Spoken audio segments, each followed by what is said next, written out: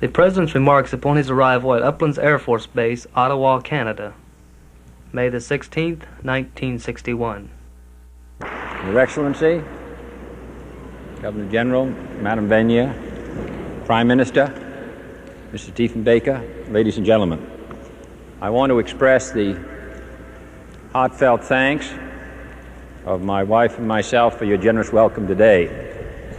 This easy voyage of less than 2 hours from Washington to this capital, this great country, indicates, I think, more than anything, the cordial and intimate relations which exist between Canada and the United States.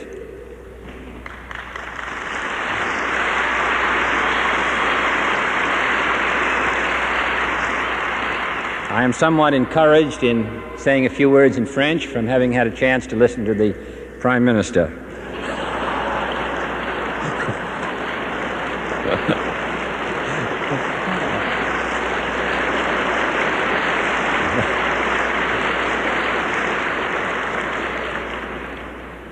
It's an unfortunate division of labor that my wife, who speaks so well, should sit there without saying a word while I get up and talk.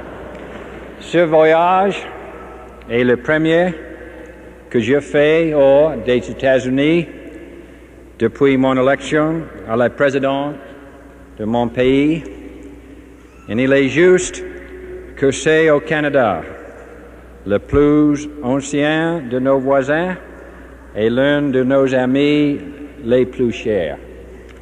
I do want to say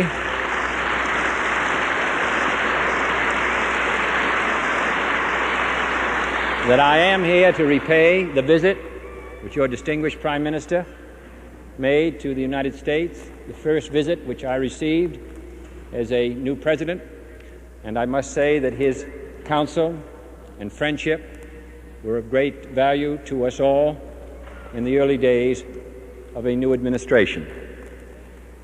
The tide of foreign affairs flows swiftly in and out. New nations arise, old empires vanish, alliances come and go. But throughout it all, the historic friendship of your nation and mine has stood firm. Together we have worked for peace. Together we have stood in war.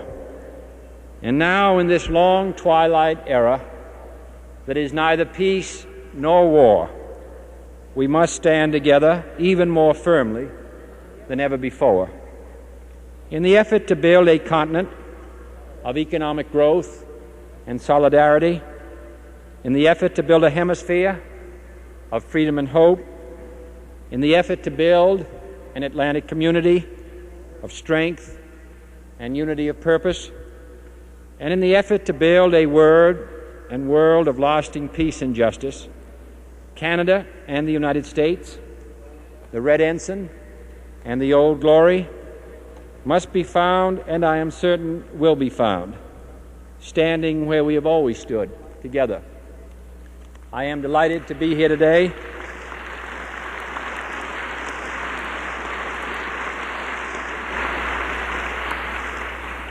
Back in 1812, one of our distinguished speakers, John Randolph, attacked the members of the Congress for saying one word only: Canada, Canada, Canada.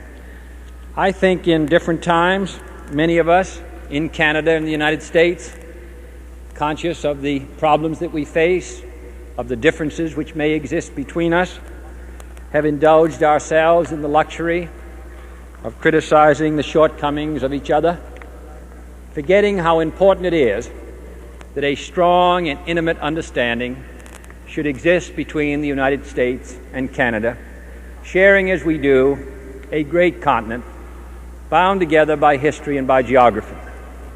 The generous trip of your Prime Minister, I think, reminded many of my fellow Americans of how important that relationship is. This trip which I take, I hope, will remind the people of my own country and of Canada of how essential it is in the coming days, and many of them will be difficult, that this friendship should continue. Therefore, Mr. Prime Minister, therefore, Governor General, therefore, all your countrymen, we are proud and honored to be with you today. Thank you.